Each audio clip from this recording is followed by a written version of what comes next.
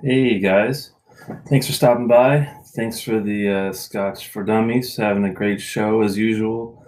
Always funny. Looks like everyone had a good time. And also going to take a look at a couple bottles tonight. My warm up dram tonight was Bunnahabhain 18, which is really great. I'm not going to review it tonight or anything. I've had it before. I've got some notes on distiller.com if you're interested in that. And I appreciate you stopping by. I'm going to be looking at the Glen Scotia 15. And Glen Scotia is a distillery that got a rebrand launch in 2015. And I've had their double cast before, which is, I think, their lowest level offering that they have. But it was really good. It reminded me of Auchentoshan 3 wood a bit on the sweeter end. Had lots of brown sugar and molasses and cinnamon and sweet. If you're in the mood for a sweet dram, I definitely recommend it. Butter, great butter finish, and hopefully this 15-year-old will be just as good. I had a friend, everyone who sent me a sample of it, and I have seen it at a local store. And Glen Scotia is part of the Campbelltown family. There's only 3 distilleries still active. From my memory, it's a Springbank, which does Hazel, Burn, and Longrow. You've got Glengyle, which is going to be doing another bottle. We'll pop this sucker open here in a little bit. It's called the Cherrywood Work in Progress series. I had to find this one. I have had the 12-year before. It was very good, and I'm looking forward to that as well. But we'll start off here with the Glen Scotia 15. Never had it before. Since I did enjoy the double cast very much, I thought, well, this might be a no-brainer, hopefully. Wow. More floral notes and herbal notes on it right off the bat than I was expecting, which is not a bad thing. And there's some sweetness in there too. I guess I would call it gingery. But also some really good honey, vanilla. It's a very bright nose. Effervescent, I guess, is the word I would use for it. And I have let this sit out for a bit. I poured it a little bit earlier, and I wanted to do it justice, doing it neat.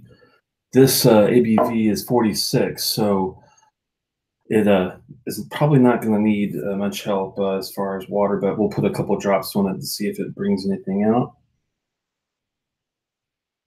Nice fruit in there too.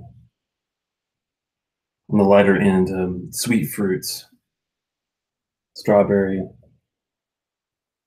raspberry maybe. That ginger is top notch though. I normally don't drink scotch when I'm eating, but I could definitely see myself enjoying some nice Japanese sushi with this because the ginger, I would think it would go well together. But get some tea, some not heavy tea, not like Lapsang Song. Is that the black tea from China? It's Lapsang Soshang, Lapsang Shushang, I think is how you say it. It's not that dark, but it's on more of your heavy. The first brand that comes to mind is Lipton, Nest tea, but on the heavier side, not the light lemony stuff, more of a deeper brew that's been there for a bit.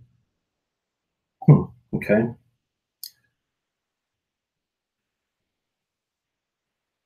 Mm.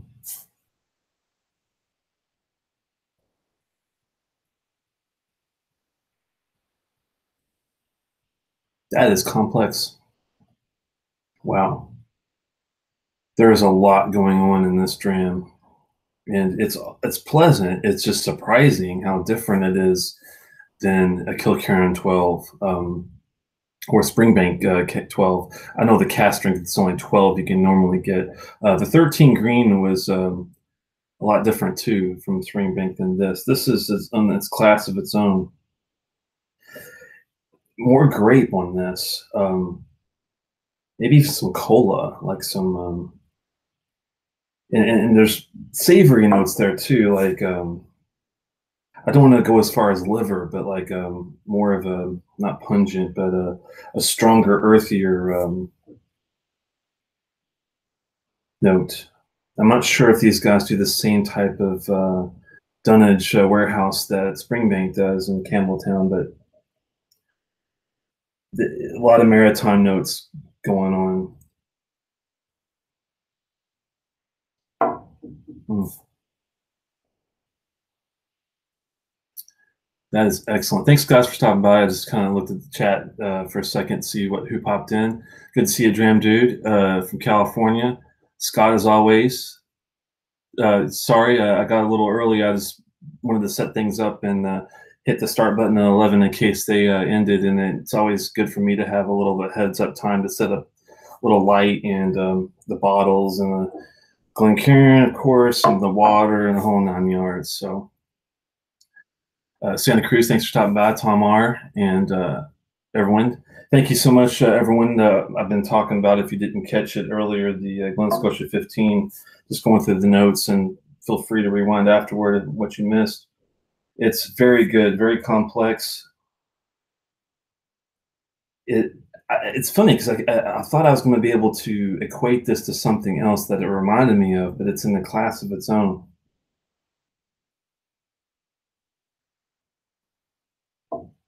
I was talking about the earthy tones to it.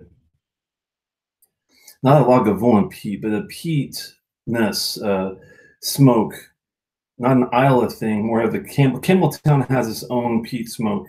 It's hard to describe. I only can equate it to leather, like a dunnage warehouse type of smoke. I'm not sure if it's the same style that Springbank does, but them being from the same region, I think might have something to do with it.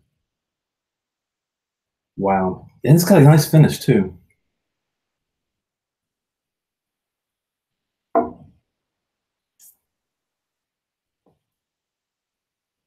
Oh, thanks, Mark, for stopping by. And representing the Scotch test dummies tonight, back in July, and it's actually says July the 8th, 2017. I can't believe it's been that long. They had a 12-hour show. I mean, 12 hours. I made it all 12 hours from the very beginning to the very end. There's a couple people that were there with me that can vouch, and we had a heck of a time. Scott and Bart always put on a hell of a show. If you like a little comedy with your Scotch, and they know how to do their notes very well, and I have a lot of experience. They're as far as on the American side of reviews, they've been around quite a while and have done everything from peated to sherry to you name it. They probably have at least touched part of the distillery, and I would definitely recommend their channel anytime. And cheers, guys. Hopefully you guys get the chance to do the 12 Hours of Boom again. If not, I know we talked with the Scotch for Dummies about doing a dummy con type thing. That would be awesome. I am, if you guys are in DC, Everwind and I have been talking about going to a Scotch event. There's a couple of them. It's one is bigger than the other. There's like a one at a Jack Rose I know he was talking about. There's also one at a Marriott downtown.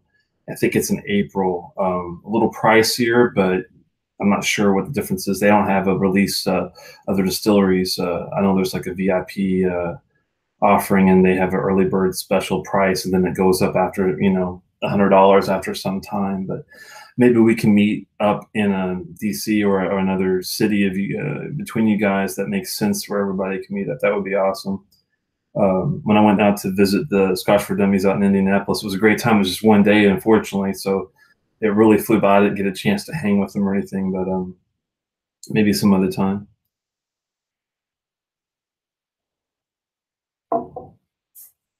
No problem, Scott. You guys have been awesome. And I need to pick up a couple cask coins from you guys. I've got a couple back there on the radio. You probably can see them from a distance. My friend Lee, he's a fellow, well, he's a Virginian. He's close by to everyone to know.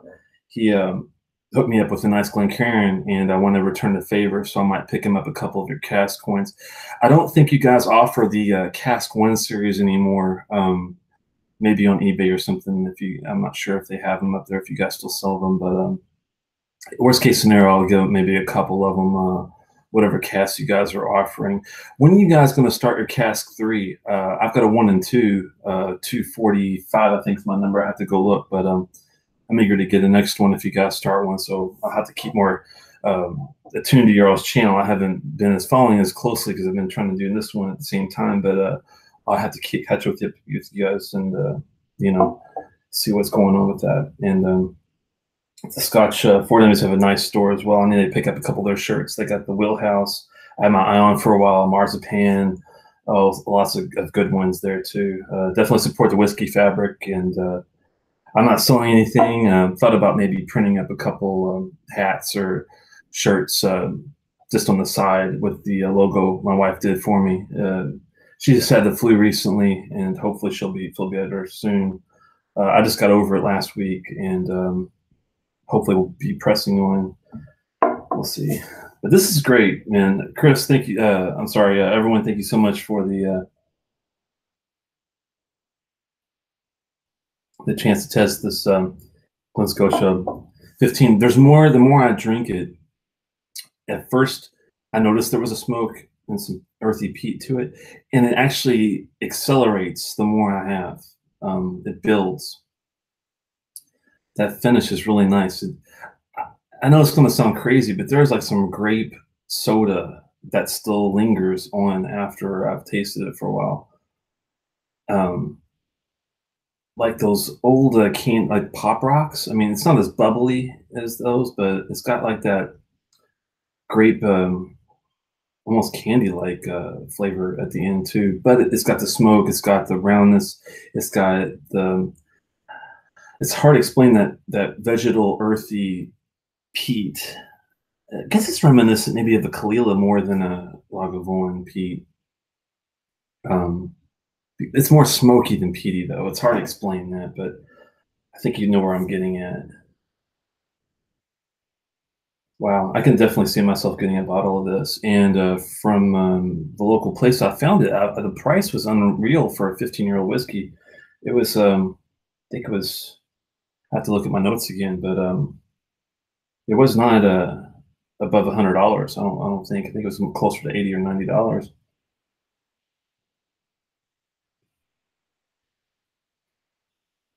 They don't last very long. Yeah, Chris, you're right. It's very complex. Let me get a little sip of water here.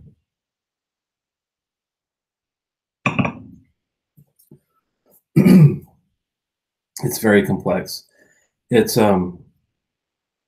has the sweet side, but not near as sweet as that double cask. This is definitely more well-rounded. There's the maritime notes. It's got the leathery note. It's got the earthy peat smoke note. It's got floral. It's got herbal. It's got a lot going on. That is, wow. If I had to put a score on that puppy, man, that's going to be a tough one. That's going to be, it's got to be a 4 at least. I'm thinking a 4, a solid 4. It's a tough one because I'm holding out the 5 or something closer because I know they have older expressions that might even better, better it. It's hard to judge some of these really great younger whiskeys. Like a Bunnahabhain 12 is great on its own. The 18 might be a little bit better, but I still think the 12 is a 4, 4.5, star whiskey. So it's kind of a tough thing. This is definitely a 4, if not 4.25. I'm thinking I might do a 4.25 on this guy. Excellent. Ralphie gave it a 93. Yeah, the 10-point, the 100-point scales are a little different to gauge for me because usually people seem like their lower ends is like 70. You don't see many Scotch reviewers go below a 70. And their average is around an 80, 85, and their good stuff is like 90 and above. So it's kind of to me, it's tough. I like the 1 through 5 on a 0.25 increment. It's just easier for me to gauge things that way. But, everyone's got their own system, which if it works for you, that's the way it goes. The 93 is pretty darn high. I'm sure that's a 4.5, 4.25 on his type of scale if I had to equate it. $69 at Potomac. Wow. That's pretty damn good price. I wish I remembered. Actually, I have the notes here. Let me see if I have. I like this place so much locally that I actually talked them into giving me their spreadsheet of all their prices. And I'm hoping, if I remember correctly. Oh, by the way, everyone, the Glen Farkless they had was the 10, the 105, the 12, the 17, the 40. So you're right. I think we were talking about a 15 that you had your eyes on. They did not have the 15 Glen Farkless. But anyway, let's go back to the Glen Scotia. And if I remember correctly, I believe it's on here. The tough thing is some people spell their Glen with a space after the Glen, and some people don't.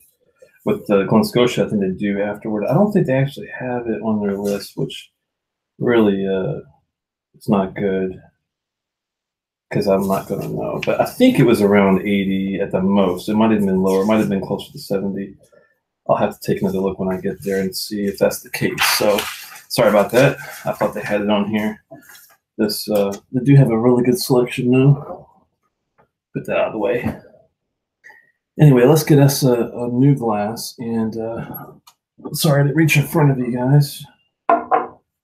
Let's pop open. I've been eager to try this Kilkerran. It's a Glengyle distillery. Kilkerran is one of their offerings.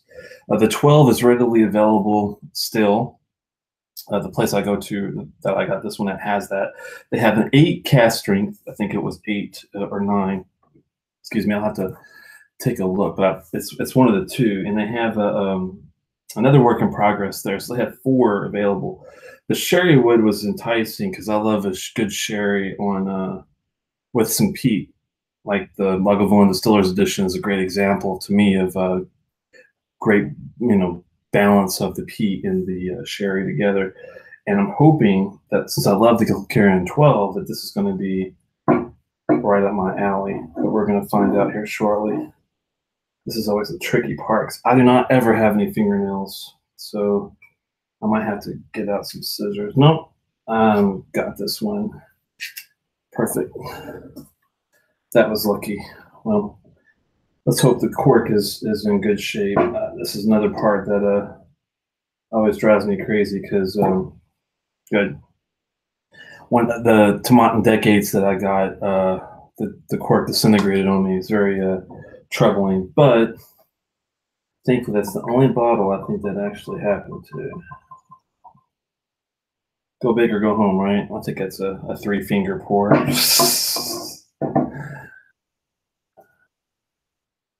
Can already smell it. That's a good sign. Let's keep the bottle out. Well, matured in oak. I have not read any notes really on this. All I know is do the Mark Rhoda sniff. The matured in oak, and I know that it's a sherry cask of some sort. I think, don't quote me, I think this is 9 years.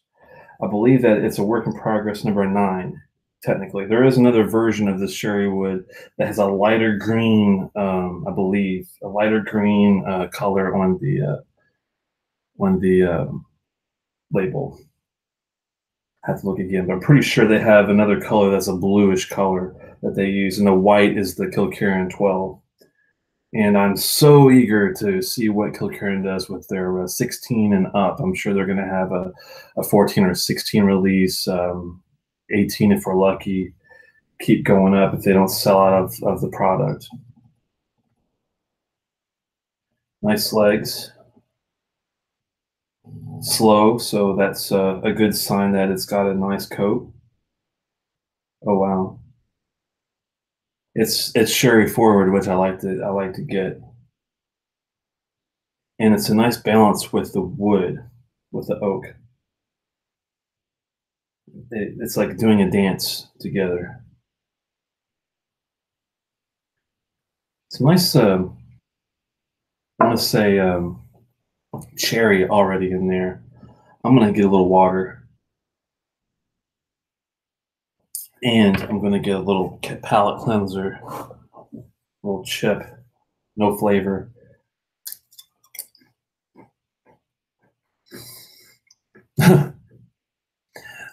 Scott, did you guys get a chance to ever look at the Tomatin decades? I'm just curious if you guys had a chance to even look at that. I know you guys probably get like 100 samples at any given time. It's probably gonna be a while before you get a chance. So I'm just really curious to see what you guys think about that one. That's the one I believe I sent you guys. I have not yet. That's okay. Whiskey Scout has texture issues. Oh, I have had the cork issue twice. Once with the I can't even say the Strathlisla, add in another with the signatory independent bottling. Gotcha. Huh? Yeah, it was not fun. I basically had to take an unbleached. And if this ever happens to you, this is a trick I learned. It takes some time to do it right, but you get an unbleached uh, coffee filter, pour it all through, filter everything out, and it'll actually clean all that junk out. It's time consuming, but well worth it. Because I mean, who wants to drink? Even if it's a great bottle, I mean, you don't want a mouthful of cork or anything else in it. And with the unbleached coffee filters, it doesn't take anything away from the whiskey. A lot of guys do that for wine. That's where I learned the little trick from. Was doing it that way, so it helped with that. Anyway, but yeah, if this is even half as good as the 12, we're going to be in for a treat, I think. It's a really good nose. Letting it more air oxidation that gets in there, the better the nose gets, because I'm getting even more floral notes with all the things I was describing before. A fresh cut line. Really, really, really nice.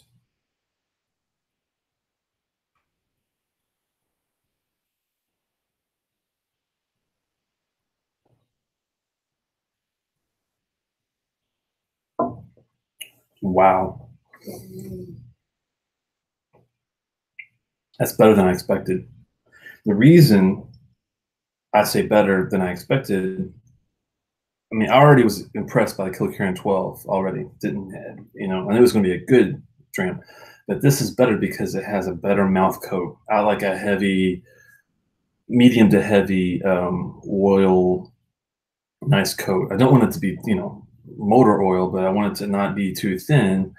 I'm not a big fan of the real thin wafer flavor, real thin whiskeys. I like a little more substance to it.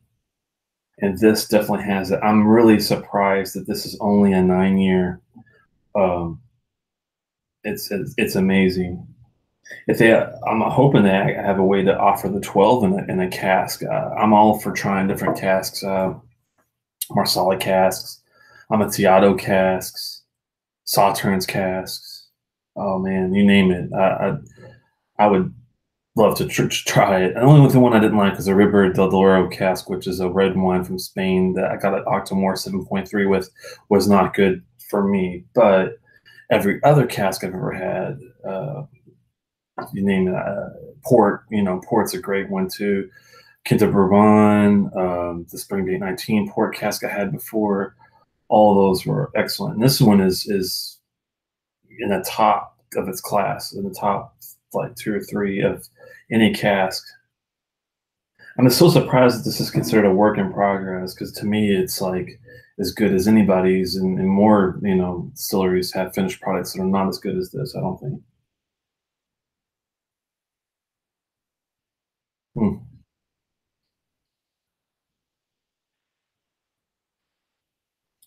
Wow.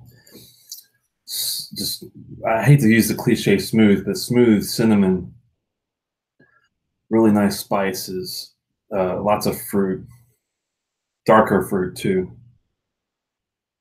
Not as deep as plums, but anything, blueberry, raspberry, anything that's, more middle of the road, not as light as your pears and white grapes and apples, stuff like that, but more in middle of the road, middle of the spectrum. Wow, man.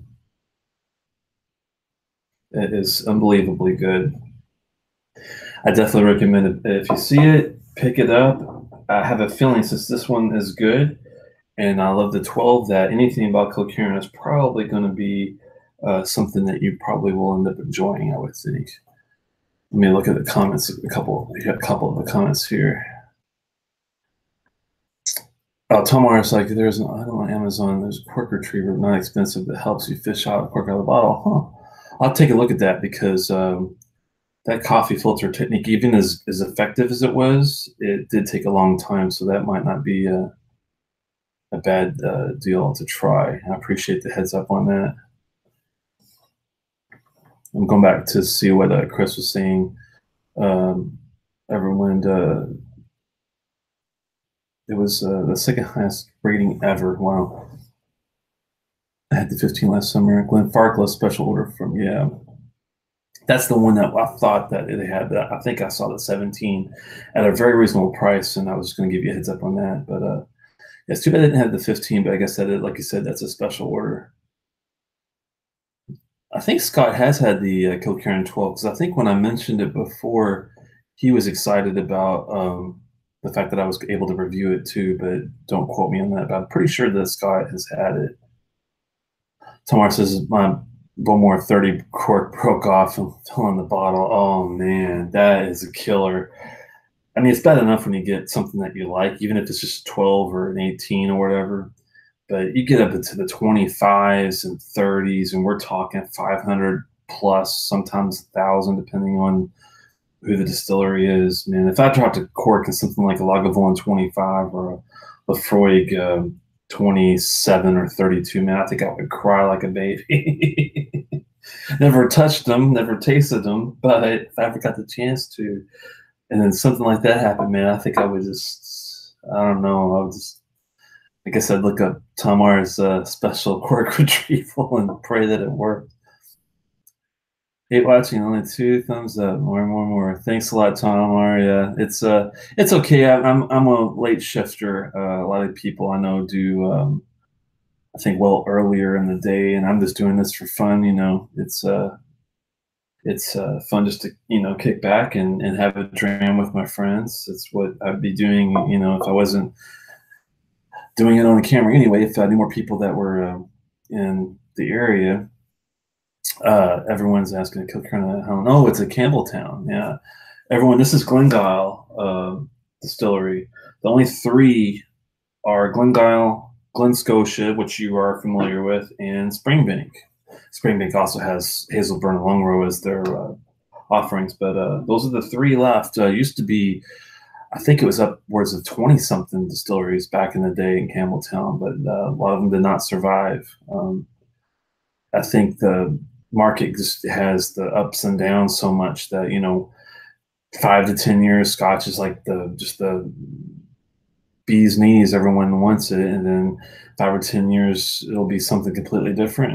And unfortunately, some of these guys can't keep up with, I guess, with since the production isn't needed and they have to close down after some time. It's kind of sad, because it seems like it's either a lot of production and ramp to the point where you have to do NASs, which is another joke, or B, it's we don't want anything close, and you know, that's just sad that we can't always have like a meet in the middle. Everyone's got a solid 12, 15, 18, 25, 30, and just, you know, go from there. And if you do have some special offerings like Ardbeg does, at least make them as good, if not better, than your age statement, you know.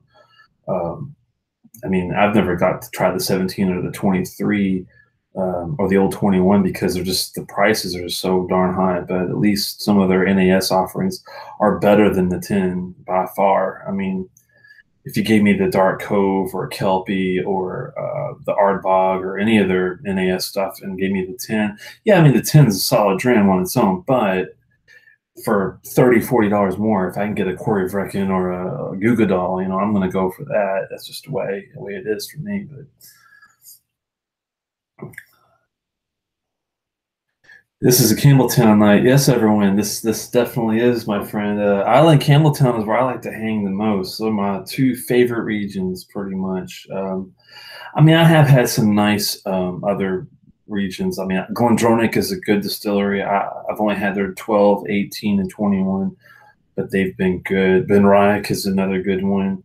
Tomatin. I mean, even lowlands like Auchentoshan, I like the American wood. It's not, I wouldn't give it a 5 stars or whatever, but I mean, it's a solid, nice smell, sweet dram. It wasn't bad. The 3 wood was very sweet, but if I'm in the mood for it, I'll drink it. I'm just looking back over here, some other options that are outside of the Isla and Campbelltown areas that I like to. Talisker, Isle Skye. I mean, that's an awesome dram for it. I mean, the 10-year can kick a lot of these other people's, 10s and 12s arses all day long and not even think twice. The Talisker 10 is like the freaking the easy go-to, and the price is not bad for their distiller's edition either. I remember picking it up for 70, $80, and it was better than the 10, and that's saying something. The weird thing about Talisker is I've had the 18, and I think it's because my palate wasn't very mature yet. The floral and the herbal notes I was getting didn't really knock my socks off, but the 10 is just rates better for most reviewers that I've seen anyway. So maybe I'm not really wrong about just enjoying the flat 10, the Distiller's Edition the way it is. I'd love to get my hands in the Dark Storm. That's one of those travel retail only. I know the Storm itself is widely available. Haven't tried it yet. The Dark Storm I've heard is like even a step above everything else. That's like the go-to Talisker, but got to know someone that's traveling to get that one. So it's going to be on the wish list. Wow, this is a really, really good one. I think if you guys ever see this one, definitely snag it. I'm not sure how easy it is outside of Maryland to get, but mm.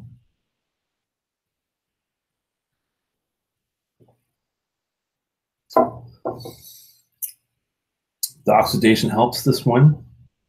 It makes the caramel notes come out more. I want to say the bourbon notes without the corn. Thank God. Don't like the corn, but the balance of the sweetness with the oak and the caramel, toffee, the sherry, the salt, the maritime stuff.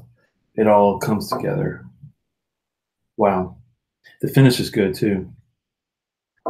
Trying to decide on how dry I'm going to call this, though. It's not really dry, thankfully. I mean, I can appreciate a dry finish every once in a while, but this one, if it was dry, I would probably think the oak was a little too heavy. The woody notes would be too heavy. And I mean, I like the Lefroy Triple Wood, for example. It's good, but man, it's got some heavy wood overtones and came out a little dry to me, but if you give me this and that, I would take this, I think, over that, just because it's not as dry. It's got spicy. I'm not sure if it's the ginger, but it's something ginger and something else spice-wise that is lingering in the finish too, which is nice. And some just straightforward sugar. I mean, there's some straight sweetness in there too. Wow.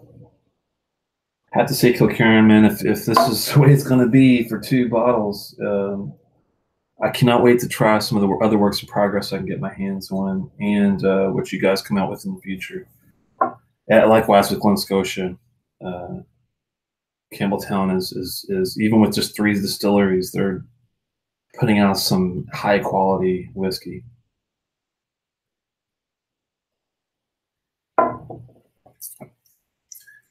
Yes, Tom R. I have had the Distiller's Edition. I was talking about that earlier, and it's very good. There is a difference with the years, yes. I want to say the one I had was it was an older bottle, I think from 2012. I still have it. I'll look it up for you next time I see you on if I'm doing moderation for the Scotch for Dummies channel or something. Next time I see it, I'll give you the year for it so you know which one it was.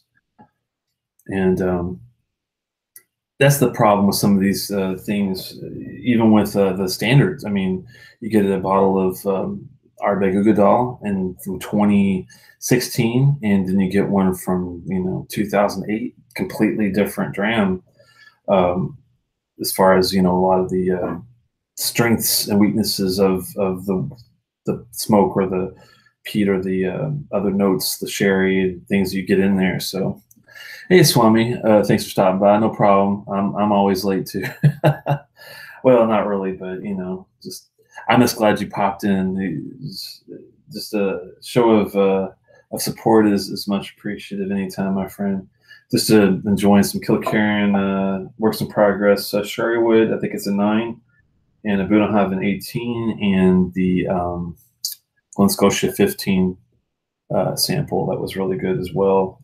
Hey, Swami, have you had a Glen Scotia 15 or a Kilkerran Sherrywood works in progress yet? I'm just curious if what you thought of them. I know you're a big Isla Campbelltown fan like I am, so he says he was invited to chat with some beer tubers. Yeah, I saw some of those guys had a show right, I think, when Scotch for Dummies were on too at the same time. It's gonna get kind of interesting when a lot of these reviewers are you know, the more reviews are going to be active, and it's going to be kind of an interesting thing to see how these times go because you know, hopefully we don't have people putting on shows at the same time and all that stuff, but you know, it happens. Yeah, those guys were nice, and I appreciate the invite. I think I was either feeling under the weather or I had something I had to do. I couldn't really stick around very long, but it was nice to chat with those guys. It's good to see that they weren't afraid to talk a little whiskey with their beer as well, so that's always good. I've been really enjoying this Bunnahabhain 18. I've been debating though, and I gave it a good score. I mean, it's a 4.5, you know, and the 12 is 4.25.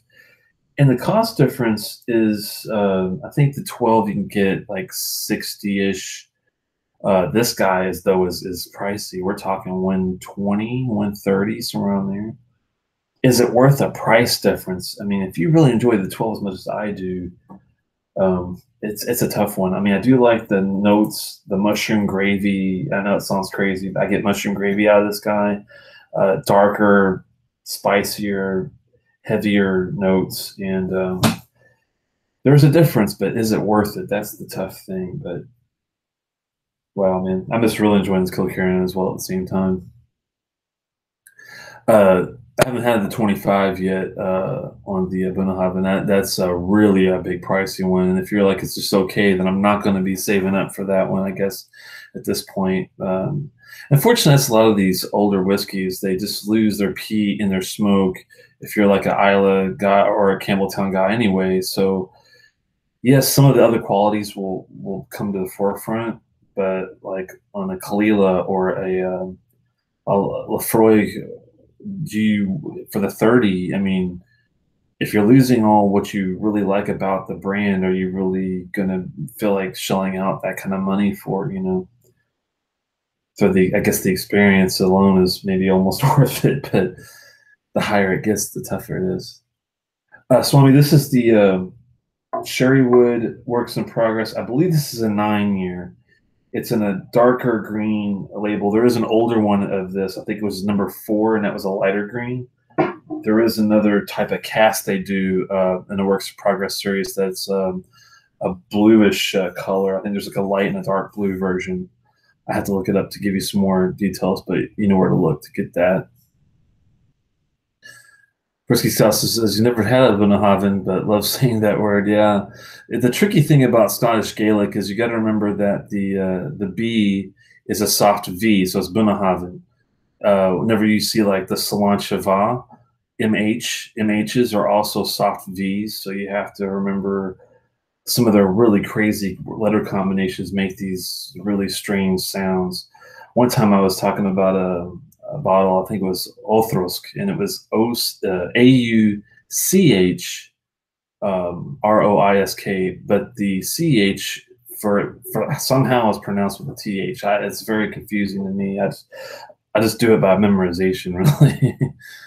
It's kind of funny how that works.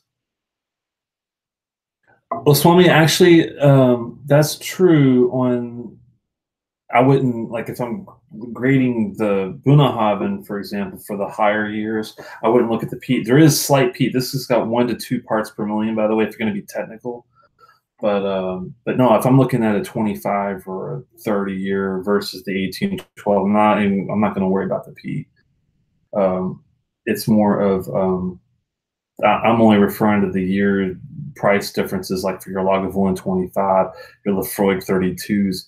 Those are the ones where it's like, well, do I really want to invest that much money in the higher age versus the peat and the earthiness that I like from the brand? That's the only difference I'm talking about there.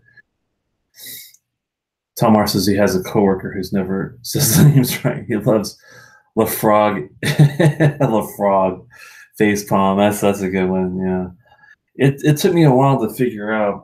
Roy Aquavite's video was helpful, and I found a couple other ones that were actually from Scotland that spoke some proper Gaelic. And I visited Ireland before. I wish I was a Scotch guy at the time. I would have definitely went to Scotland, but when I was in Ireland, I had listened and practiced a little bit of the Gaelic, so I kind of knew some of the nuances. And even though Irish and Scottish is different, there's some of the similarities really help once you look at the language a certain way. I was just looking at it. Tamar says there is a bar near me that has the General Drams for $45. Wow. General Drams. And Scott says that's surprising they still have it. The General Drams. Are you referring to a Laphroaig offering? I think I might have heard of that, but I'm not quite sure when you say the General. So let me know what you mean by that. He says, hold off when we meet to pick up the bottle. Okay. Huh. Let me know what you guys mean by the General, if it's a Laphroaig offering or a different one.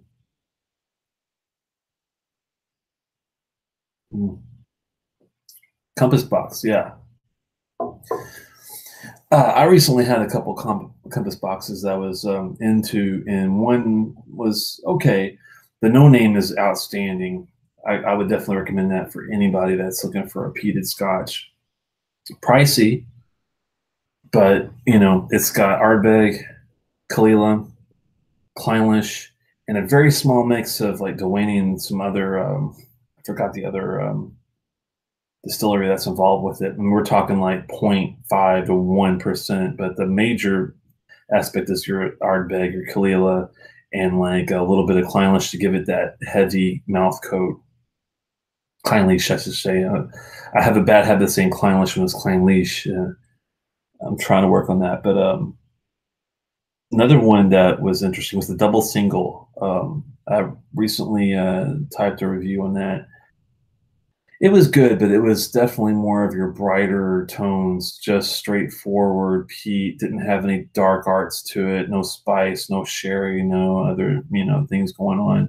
Did have a lot of lemon meringue and the lighter peat, the lighter notes, but I wouldn't say it was disappointment. It just wasn't didn't blow my socks off as much as the No Name did. Haven't really had any of their other ones that I can think of. I need to try some of the ones like the Spice Tree. I've heard is pretty good. The Flaming Heart. They've got so many. Orangery. I'm just going off memories. That, of course, the Peat Monster. I got a new Peat Monster cast strength I'm going to be trying here pretty soon. That'll be interesting to see how that goes. They have so many different ones. Phenology, I think, was another one that was been reviewed a few times here and there. So it'll be interesting to maybe get. I haven't really gotten to a lot of blended ones. I've just had so much fun sticking with just single malt Scotch that it gives me enough to really work with and have fun with, and haven't really gotten a lot into the blends. But if I was going to pick a blend to do reviews with, Compass Box would probably be number one, even before Johnny Walker, Dewar's, Chivas Regal, any of those guys. Compass Box has, I think, the most interesting pedigree offering table catalog. I'm not sure what you would call it, but you know what I mean. Well, guys, I won't hold you guys up anymore. Thanks for stopping by. It's already, wow, it's been 45 minutes. These live shows go on for a while. But thanks for stopping by, having a dram. And I have to work tomorrow, and I've been in and out with a cold. Thankfully, I get to telework, so I won't have to drive into DC, but um, still have to get up a little early. So I will say slanchava and cheers. Thanks, Dram Dude, for stopping by. And hopefully, I'll see you again soon. And everybody else,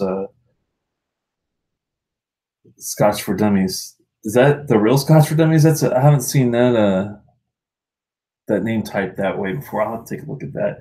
Thanks for stopping by, Scott. Looking forward to another get together, you guys.